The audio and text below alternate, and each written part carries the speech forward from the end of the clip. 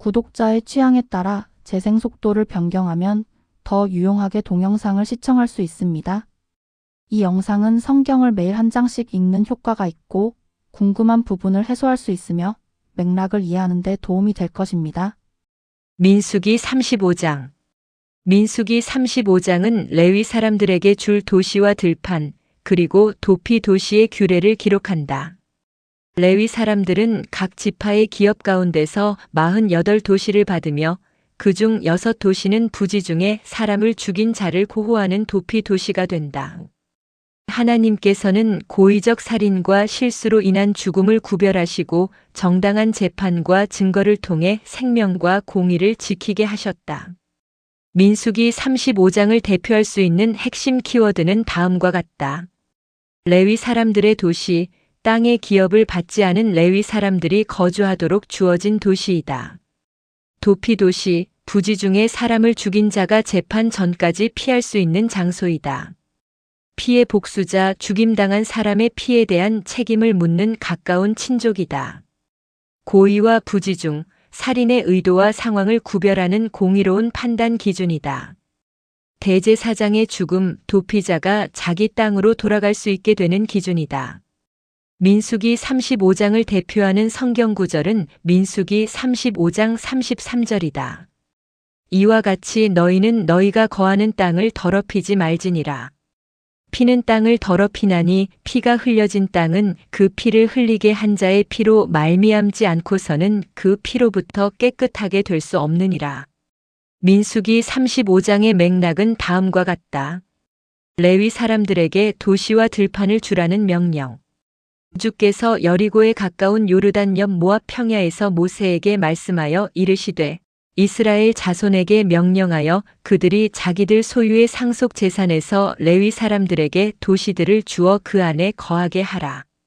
또한 너희는 그 도시들 사방의 주변 지역을 레위 사람들에게 도시로 주어 그 도시들은 그들이 거하는 곳이 되게 하고 그것들의 주변 지역은 그들의 가축과 물건과 모든 짐승을 둘 곳이 되게 할지니라. 너희가 레위 사람들에게 줄 도시들의 주변 지역은 도시의 성벽에서부터 밖으로 사방 1000규빗이 되리라. 너희는 도시를 한가운데 두고 도시의 밖에서부터 동쪽 편으로 2000규빗, 남쪽 편으로 2000규빗, 서쪽 편으로 2000규빗, 북쪽 편으로 2000규빗을 측량할지니 이것이 그들을 위하여 도시들의 주변 지역이 될 것이니라. 하나님께서는 이스라엘 각 지파가 자기 기업 가운데서 레위 사람들에게 거주할 도시와 그 주변 들판을 주라고 명령하셨다. 들판은 그들의 가축과 재산을 위한 공간이었다. 레위 사람들은 다른 지파처럼 넓은 땅을 기업으로 받지 않았지만 하나님께서는 그들이 살아갈 자리를 마련하셨다.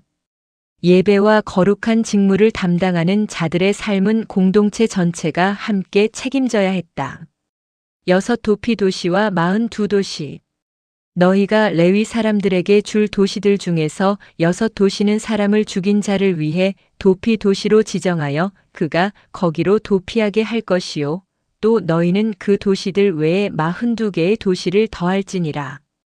이와 같이 너희가 레위 사람들에게 줄 도시가 48개니 너희는 도시들과 함께 그것들의 주변 지역도 줄지니라.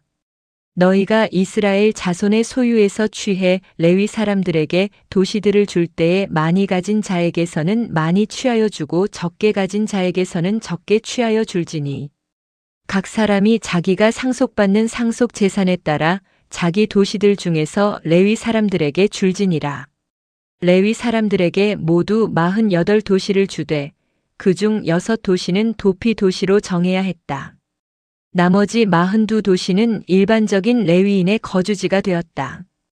도시를 많이 가진 지파는 많이 내고 적게 가진 지파는 적게 내야 했다. 하나님께 많이 받은 사람에게는 공동체를 위한 더 큰 책임이 따른다. 도피 도시의 목적. 주께서 모세에게 말씀하여 이르시되 이스라엘 자손에게 말하고 그들에게 이르라. 너희가 요르단을 건너 가나안 땅에 들어가거든 너희를 위해 도시들을 도피 도시로 지정하여 알지 못하고 사람을 죽인 자가 거기로 도피하게 할지니라. 너희를 위해 그 도시들이 복수하는 자로부터 도피하게 하는 도피 도시가 될지니 이것은 사람을 죽인 자가 회중 앞에 서서 재판을 받을 때까지 죽지 아니하게 하려 함이니라. 너희는 너희가 줄 이 도시들 중에서 6도시를 도피 도시로 만들되 3도시는 요르단 이편에서 주고 3도시는 가나안 땅에서 주어 도피 도시가 되게 할지니라. 이 6도시는 이스라엘 자손과 타국인과 그들 가운데 머무는 자를 위한 도피처가 되리니 이것은 알지 못하고 사람을 죽인 자가 다 거기로 도피하게 하려 함이니라. 이스라엘은 요르단 동쪽의 3도시, 가나안 땅의 3도시를 도피 도시로 정해야 했다.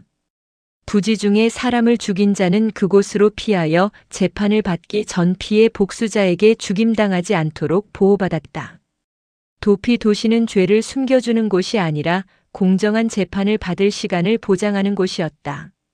이 제도는 이스라엘 사람뿐 아니라 타국인과 머무는 자에게도 동일하게 적용되었다. 고의적 살인에 대한 판결.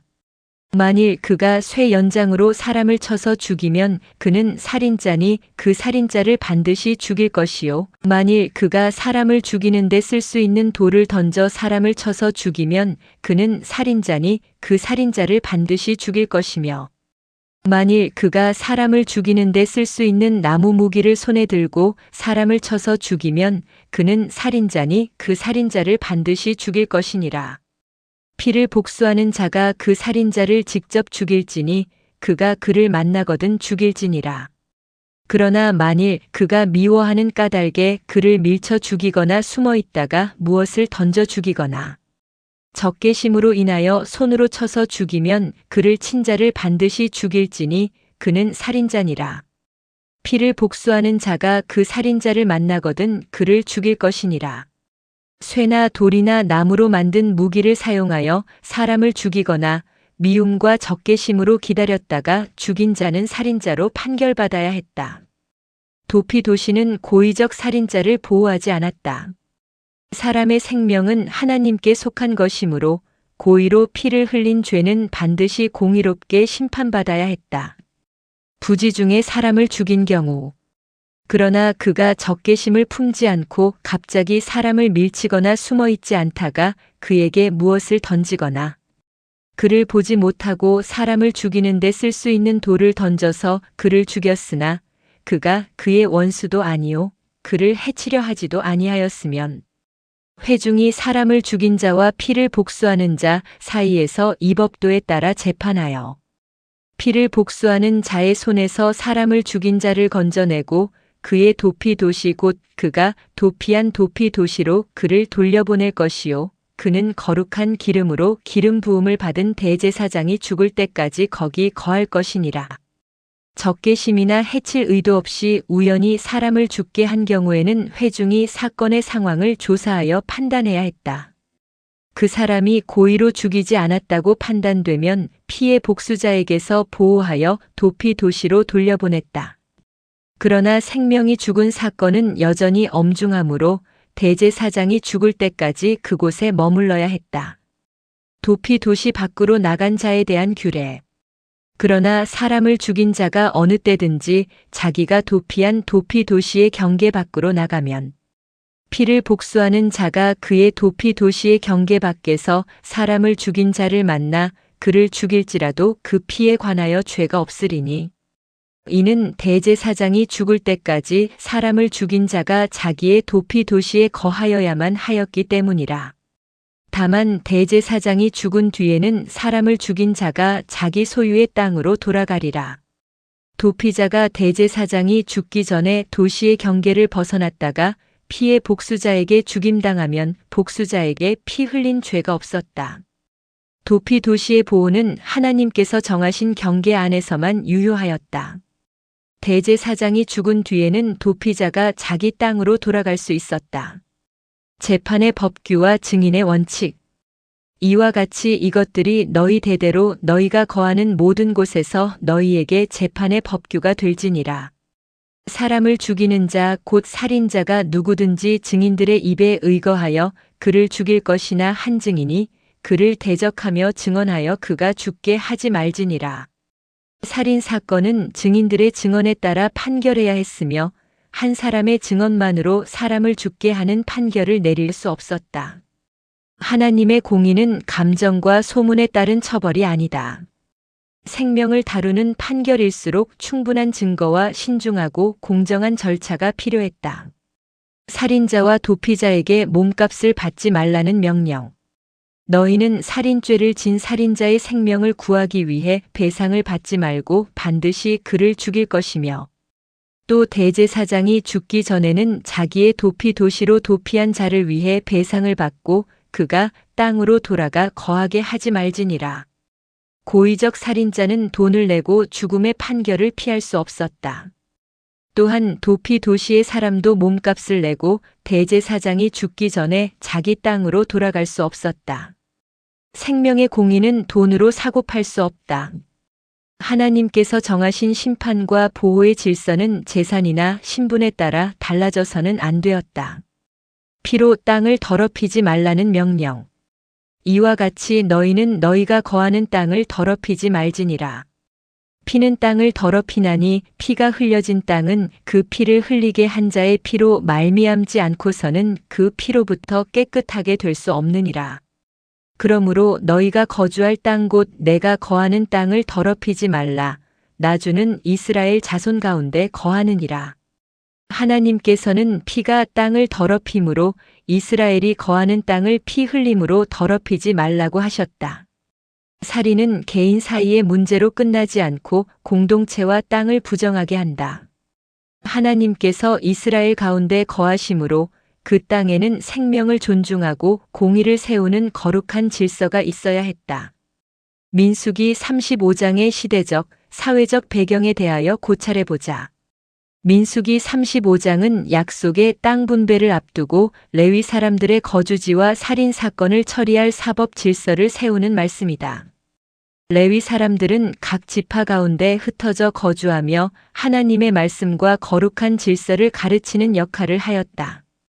고대 사회에는 가까운 친족이 죽임당한 사람의 피를 갚는 관습이 있었다. 그러나 즉각적인 복수는 고의와 실수를 구별하지 못하고 또 다른 억울한 죽음을 낳을 수 있었다. 하나님께서는 도피 도시와 회중의 재판을 통해 복수를 공의로운 절차 아래 두셨다. 또한 피 흘림은 땅 전체를 더럽히는 죄로 여겨졌다. 이는 이스라엘의 사회적 공의가 예배와 분리되지 않았음을 보여준다. 하나님께서 거하시는 공동체는 생명을 존중하고 억울한 피를 막아야 했다. 민수기 35장을 구속사적 관점에서 고찰해보자. 민수기 35장은 생명이 하나님의 것이며 피 흘림의 죄가 반드시 다루어져야 함을 보여준다. 고의적 살인은 심판을 받아야 했고 부지 중의 죽음도 아무 일도 없었던 것처럼 처리되지 않았다. 도피 도시는 심판 가운데 주어진 긍휼의 제도였다. 억울하게 죽을 위험에 있는 사람은 하나님께서 정하신 피난처로 달려가 보호받을 수 있었다. 구속사적으로 도피 도시는 죄인을 위한 참된 피난처이신 예수 그리스도를 바라보게 한다.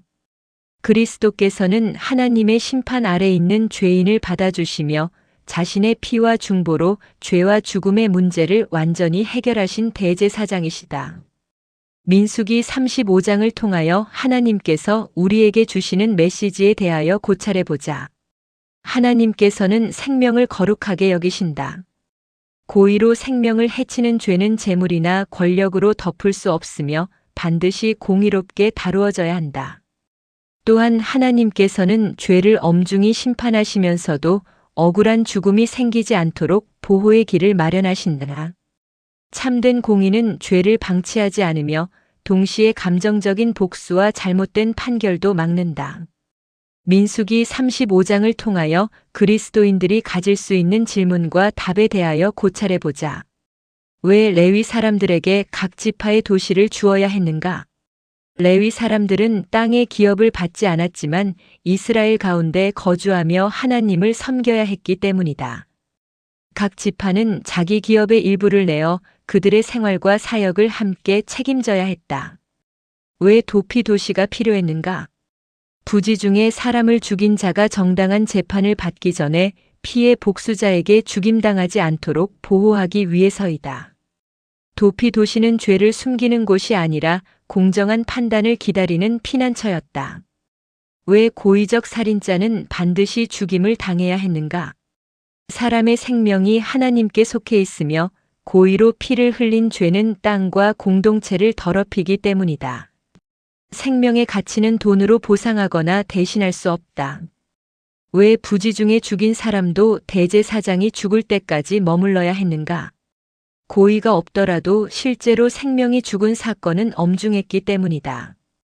그는 보호받았지만 그 결과에 대한 제한과 책임도 함께 감당해야 했다. 민수기 35장은 오늘 그리스도인에게 어떤 의미가 있는가? 생명을 귀하게 여기고 공의와 긍휼을 함께 세워야 함을 가르친다. 또한 죄와 심판 아래 있는 사람은 참된 피난처이신 예수 그리스도께로 나아가야 한다. 우리의 묵상 기도와 신앙적 다짐을 해보자. 우리는 사람의 생명을 하나님께 속한 거룩한 것으로 여겨야 한다. 말과 행동과 판단으로 다른 사람을 해치지 않으며 억울한 사람이 생기지 않도록 공정하고 신중하게 행동해야 한다. 또한 예수 그리스도께서 우리의 참된 도피처이심을 믿어야 한다. 그리스도의 피와 중보를 의지하여 죄에서 돌이키고 하나님께서 거하시는 우리의 삶과 공동체가 불의와 피 흘림으로 더럽혀지지 않도록 공의와 긍휼을 실천하는 사람이 되어야 한다. 아멘. 주 예수여 속히 오시옵소서. 더 널리 알리기 위하여 구독, 좋아요, 댓글에 아멘을 부탁드립니다. 감사합니다.